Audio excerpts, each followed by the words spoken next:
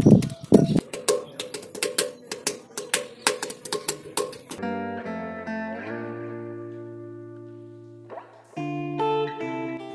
আমার হাম্পিতে তৃতীয় তথা শেষ দিন। আগের দুটো এপিসোডে হাম্পির প্রায় সবকিছুই দেখিয়েছি, শুধু বাকি থেকে গিয়েছিল বিজয় ভিট্ঠাল টেম্পল। সেটা আজ এই এপিসোডে দেখাবো। এটাই হাম্পি সফরের শেষ episode. Basically Hampi tour plan 3 দিনের করাটাই বেস্ট। বিজয় ভিট্ঠাল টেম্পলটাকে একটু বেশি প্রেফারেন্স দিয়ে অল্টারনেট ডেতে রাখুন, মানে শেষ দিন। অ্যাকচুয়ালি এখানে দেখা এবং জানার অনেক কিছু আছে, মানে পুরো মাথা নষ্ট করা লেভেলের ইতিহাস। আর পুরো ইতিহাস জানার পর যাদের ইতিহাসের প্রতি ইন্টারেস্ট নেই, তিনিও ভারতীয় ইতিহাসের প্রেমে পড়ে যাবেন। এটা হলো ভিট্ঠাল টেম্পল যাওয়ার ড্রপ পয়েন্ট। আপনি যেভাবেই আসুন না কেন, এখানে আপনাকে নামিয়ে দেওয়া হবে। এখান থেকে 1.5 কিলোমিটার রাস্তা। এইরকম ইলেকট্রিক গাড়িতে যেতে পারেন, যার টিকিট মূল্য 20 টাকা, অথবা পায়ে হেঁটে যেতে পারেন।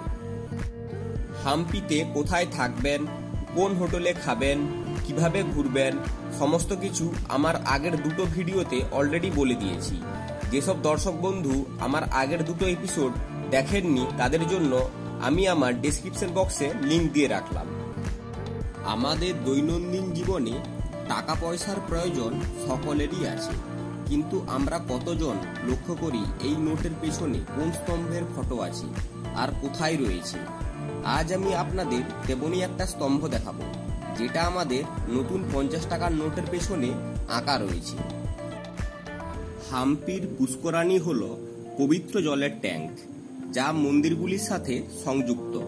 হাম্পির বেশিরভাগ প্রধান মন্দিরের কাছেই পুষ্করাণী তৈরি করা হয়েছে। পবিত্র ট্যাঙ্কগুলি মন্দিরের বিভিন্ন আচার অনুষ্ঠান এবং কার্যকারী দিক এবং মন্দিরের আশেপাশের লোকেরা ব্যবহার করত। ট্যাঙ্কগুলিকে প্রাচীনকালে হাম্পির লোকেরা পবিত্র স্থান বলে মনে করত। এটা হলো ভিট্ঠাল বাজার, যা পুষ্করাণীর পাশেই রয়েছে। এখানে একসময় অনেক বড় বাজার হতো।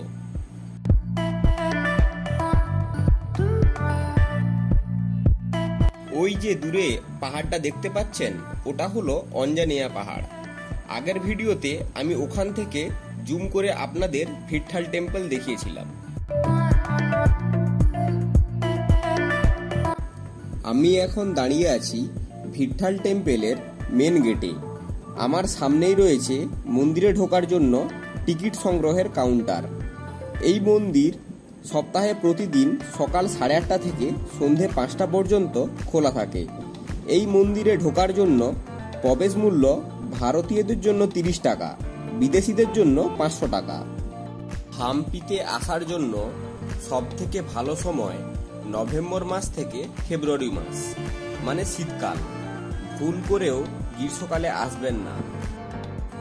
এই মন্দিরটি 15 শতকের।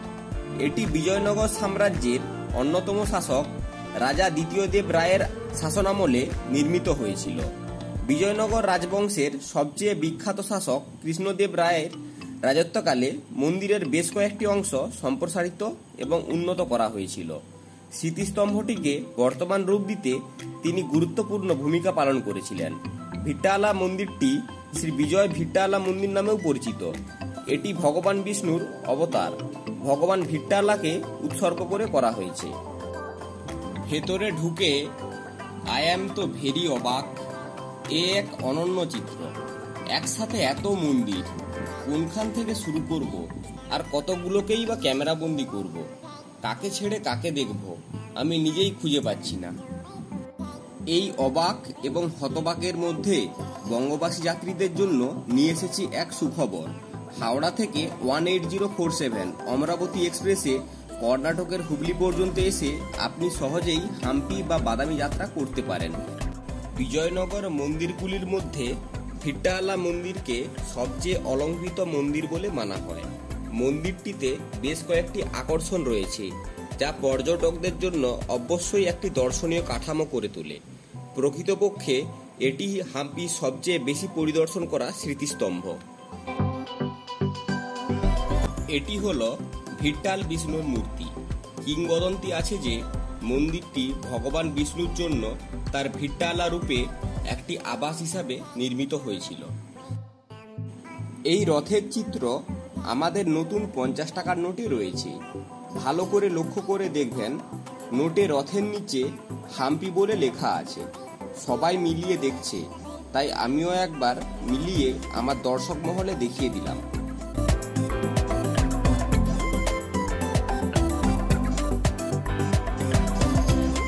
এই ভিট্টালা মন্দির কমপ্লেক্সে প্রচুর ভাস্কর্যযুক্ত এই পাথরের রথটি বিজয়নগর রাজ্যের সবচেয়ে অত্যাশ্চর্য স্থাপত্য হিসেবে বিবেচিত হয়। মন্দিরটি গরুড়কে উৎসর্গ করে করা হয়েছে এবং গর্ভগৃহে গরুড়ের একটি মূর্তি রয়েছে। হিন্দু পুরাণ মতে গরুড় হলেন ভগবান বিষ্ণুর বাহক।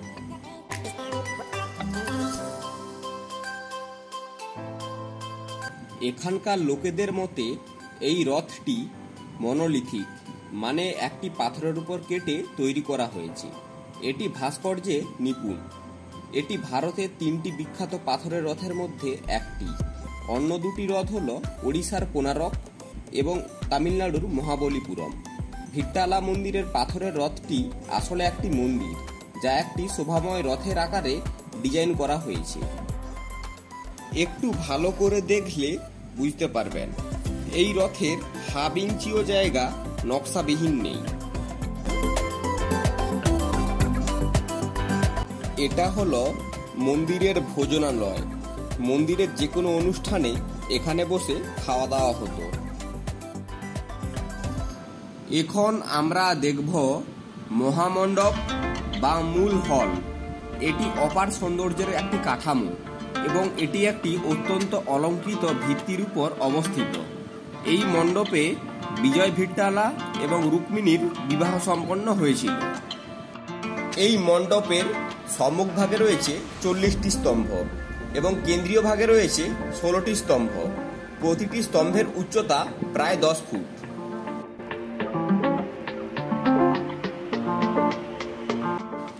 ওই যে বর্গাকার ঘরের ভেতর একটি বৃত্ত দেখতে পাচ্ছেন, ওই জায়গাটিতে মন্দিরের ধর্মীয় অনুষ্ঠান সম্পন্ন হয়।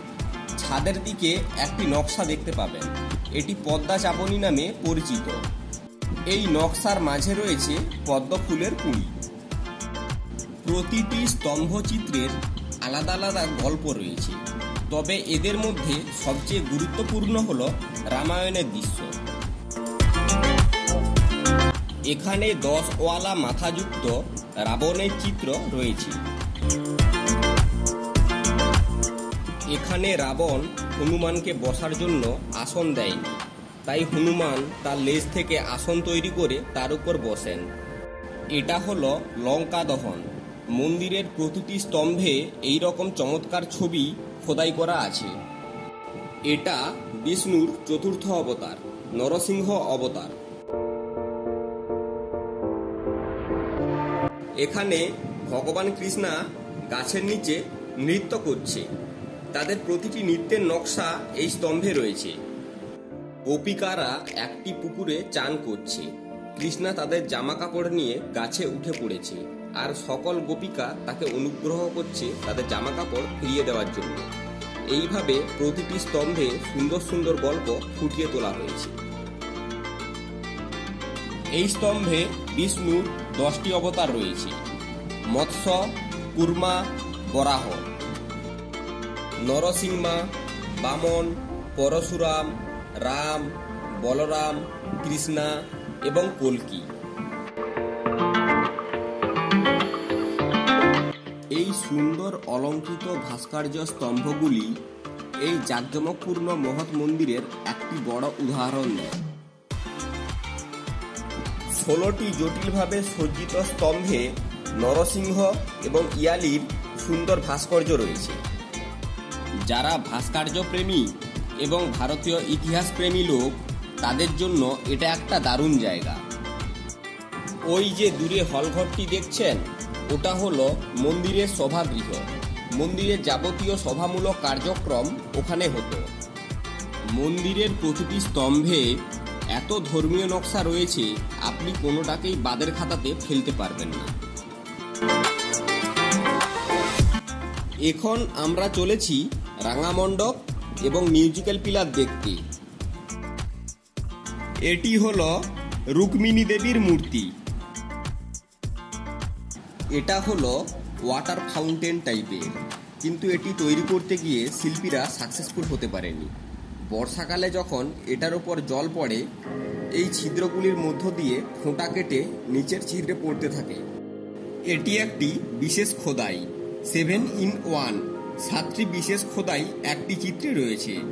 ব্যাঙের লাফানো, বানর তার বাচ্চাকে কোলে নিয়ে আছে, শেষাযুক্ত সাপ, শিবলিঙ্গ, শেষানাগ, কোবরা সাপ, 3টি স্টেজে হনুমানের লাফ এই চিত্রে আপনি দেখতে পাবেন। এই চিত্রটিতে সকল ঘোড়া হাতিকে অনুসরণ করছে। রাজা তার আমলে অনেক ঘোড়ার মালিক হতেন। যদি আপনি গণনা করে দেখেন এই ঘোড়াগুলোকে, তাহলে বুঝতে পারবেন। এই মন্দিরের দেওয়ালে নানান রকমের ধর্মীয় নকশা রয়েছে, পুজোর প্রয়োজনীয় দ্রব্যাদির চিত্রও রয়েছে এবং ভগবান ভিট্টালার ইনস্ক্রিপশন কন্নড় ভাষায় পুরোপুরি লেখা রয়েছে মন্দিরের দেওয়ালে এবং মন্দির প্রবেশদ্বারের দরজার সামনে। চলুন মন্দিরের ভেতর প্রবেশ করে দেখা যাক কি রয়েছে। প্রবেশের পূর্বে দরজার সামনে বিষ্ণুর 2টো মূর্তি আপনি লক্ষ্য করতে পারবেন। আমরা ছোটবেলায় বইয়ে এইসব স্তম্ভের ফটো দেখতাম আর ভারতীয় ইতিহাস সম্পর্কে পড়তাম। সত্যি কথা বলতে নিজের চোখে এত কিছু দেখবো এটা কখনো কল্পনা করতে পারিনি। ভারতীয় প্রত্নতাত্ত্বিক জরিপ দ্বারা সুন্দর সংস্কার করা হয়েছে এই মন্দিরটি। এখানকার স্তম্ভগুলো পুরানো, কিন্তু ছাদটা নতুনভাবে বানানো হয়েছে। এখানে স্তম্ভগুলোতে আপনি দেখতে পাবেন ভগবান কৃষ্ণের বাল্যজীবনের চিত্র। কৃষ্ণ মাখন খেতে খেতে নৃত্য করছে, সুন্দর লক্ষ্মী নরসিংহা স্ট্যাচু, আর বাইরের স্তম্ভগুলিতে রামায়ণের কাহিনী চিত্রিত রয়েছে। এখানে 5টি আলাদা আলাদা প্ল্যাটফর্ম রয়েছে, যেমন মুখমণ্ডপ বা রঙ্গমণ্ডপ, মধ্যমণ্ডপ, অন্তরাল মণ্ডপ, শ্রীকুঞ্ষ্ঠী মণ্ডপ, গর্ভগৃহ মণ্ডপ। এই মন্দিরের নিচে গর্ভগৃহে একটি মূর্তি রয়েছে, বিষ্ণু পান্দাপুরা পোজে দাঁড়িয়ে আছে। এই মূর্তিটি মুসলিম সালতানাতের আক্রমণে ধ্বংসপ্রাপ্ত হয়ে গেছে। গর্ভগৃহটি মাটির নিচে হওয়ায় খুব অন্ধকার। দেখতে আসার আগে লাইট নিয়ে প্রবেশ করবেন। এখান থেকে বেরিয়ে মিউজিক্যাল পিলারের দিকে যাওয়া যাক। আমার এই ভিডিওটা দেখছেন যেই সব দর্শক বন্ধু, তাদের উদ্দেশ্যে বলবো, মনে কোনো চিন্তা ভাবনা না রেখে একবার হাম্পি ঘুরে যান। সত্যিই খুব সুন্দর জায়গা। বাইরে প্রচন্ড রোদের তাপ। পুরো মন্দির এরিয়াতে এই একটাই মাত্র গাছ রয়েছে। এটা হলো রাঙা মণ্ডপ। বিজয়নগর যুগের ভাস্কর্য এবং কারিগরদের দ্বারা অধিষ্ঠিত বিপুল সৃজনশীলতা এবং স্থাপত্যের উৎকর্ষের উদাহরণ এই মণ্ডপটিকে দেখলে বোঝা যায়। এই মণ্ডপের বিশেষ আকর্ষণ হলো মিউজিক্যাল পিলার। এখানে যতগুলি মণ্ডপ রয়েছে সবগুলোই সুন্দর, কিন্তু এটা একটু বেশি সুন্দর বলেই মনে হচ্ছে। এই মন্দিরের দেওয়ালে প্রতিটি নকশা পুরো নিখুঁতভাবে তৈরি করা হয়েছে। পাথরের স্তম্ভগুলি থেকে বাদ্যযন্ত্রের নোটের নির্গমন একটি রহস্য, যা বহু শতাব্দী ধরে বহু মানুষকে মুগ্ধ করেছিলেন। এমনকি ব্রিটিশ শাসকরাও বিস্মিত হয়েছিলেন এবং বাদ্যযন্ত্রের স্তম্ভগুলির পেছনে রহস্য আবিষ্কার করতে চেয়েছিলেন। তাদের কৌতূহল মেটানোর জন্য এবং আশ্চর্যজনক স্তম্ভগুলির পেছনে রহস্য উন্মোচন করার জন্য তারা ভিট্টালা মন্দিরে 2টি বাদ্যযন্ত্র স্তম্ভ কেটে ফেলেছিল, যাতে পাথরের স্তম্ভগুলির ভিতরে কিছু ছিল কিনা তা পরীক্ষা করার জন্য, যা বাদ্যযন্ত্রের নোট নির্গত হয়েছিল। তবে স্তম্ভের ভেতরে তারা কিছুই পায়নি। ব্রিটিশ শাসকদের দ্বারা কাটা 2টি স্তম্ভ এখনও মন্দির কমপ্লেক্সের ভেতরে বিদ্যমান। এই মণ্ডপটি 56টি সঙ্গীত স্তম্ভের জন্য বিখ্যাত। এই বাদ্যযন্ত্র স্তম্ভগুলি সারে গামা স্তম্ভ নামেও পরিচিত। স্তম্ভ আলতোভাবে টোকা দিলে আপনি মিউজিক শুনতে পাবেন। প্রতিটি প্রধান স্তম্ভে 7টি ছোট স্তম্ভ দ্বারা বেষ্টিত। এই 7টি স্তম্ভ প্রতিনিধিত্বমূলক বাদ্যযন্ত্র থেকে 7টি ভিন্ন বাদ্যযন্ত্রের নোট নির্গত করে। এই স্তম্ভগুলি থেকে নির্গত নোটগুলি যন্ত্রটি একটি তাল, স্ট্রিং বা বায়ুযন্ত্র কিনা তার উপর নির্ভর করে শব্দের গুণমান পরিবর্তিত করে। এই মণ্ডপে প্রবেশের আগে সিঁড়ির ওপর 2টো হাতি স্ট্যাচু দেখতে পাবেন। একটু ভালো করে লক্ষ্য করবেন, ওদের সুর ভাঙা রয়েছে, কারণ এই মন্দিরের ছাদ ওপর থেকে খুলে পড়ে গিয়েছিল। এখানে ধর্মীয় অনুষ্ঠানের সময় মেয়েদের নানান রকম নৃত্যের চিত্র অঙ্কন করা হয়েছে।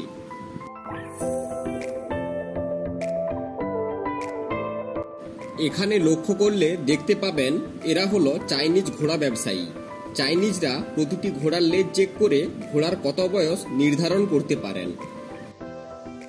এই মন্দিরের প্রতিটা মণ্ডপ ভাস্কর্যে নিপুণ, কোথাও একটু অংশ ফাঁকা নেই।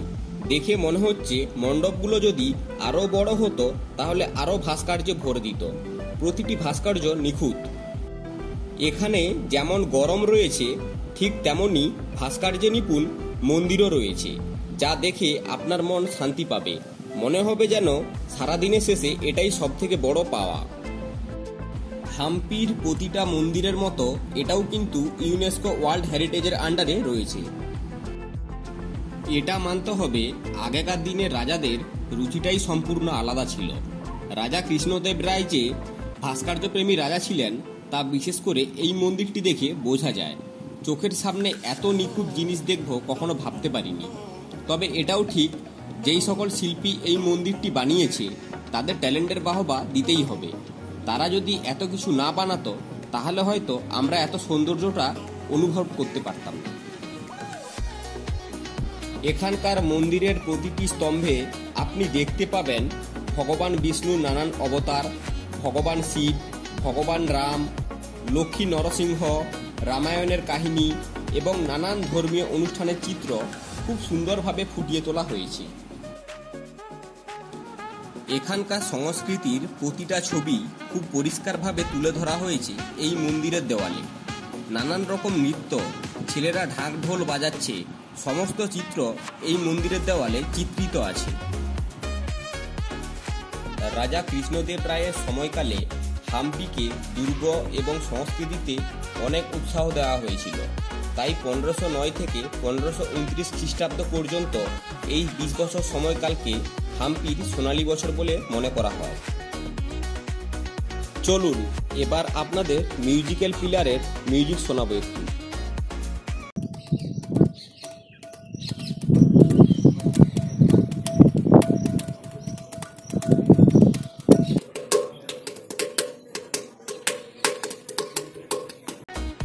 এখানকার গাড়েদের মতে এই মিউজিক্যাল পিলারের আওয়াজ নাকি কমে গিয়েছে।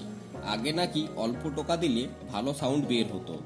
আমি মনে মনে ভাবছিলাম যে আমাদের বাংলাতে একটা কথা আছে, পড়াশোনার কোনো বয়স নেই আর মার খাওয়ার কোনো শেষ নেই। এই পিলারগুলো ইংরেজ আমল থেকে মার খেয়ে আসছে, আর কত আওয়াজ দেবে মনোরঞ্জনের জন্য। মন্দির চত্বরে নতুন ফ্লাড লাইট লাগানো হয়েছে রাতে ভিট্টালা মন্দির কমপ্লেক্সকে আলোকিত করার জন্য, এবং অন্ধকার রাতের আকাশের বিপরীতে সুন্দর কাঠামোর একটি মহিমান্বিত দৃশ্য দেখায়। মন্দির চত্বরে বার্ষিক পুরন্দর দাসা উৎসব অনুষ্ঠিত হয়। এখন আমরা চলেছি ভিট্টালা মন্দিরের উল্টো দিকে একটা ভিউ পয়েন্ট আছে, যেখান থেকে আপনি প্রাকৃতিক সৌন্দর্যতা এবং তুঙ্গভদ্রা নদীর সৌন্দর্যতা অনুভব করতে পারবেন। মুসলিম সালতানাতের আক্রমণে হাম্পির প্রায় 80% ক্ষয়প্রাপ্ত হয়েছে। বাকি 20% আমরা এই 3টে এপিসোডে দেখেছি। মানে ভাবুন, একবার যদি ধ্বংসপ্রাপ্ত না হয়ে যদি পুরোটাই থাকতো তাহলে ভারতে কোন লেভেলের ভাস্কর্য দেখা যেত। এমনিতেই 20% নিয়ে হাম্পির বেশিরভাগ অংশ ইউনেস্কো ওয়ার্ল্ড হেরিটেজ সাইটের আন্ডারে রয়েছে।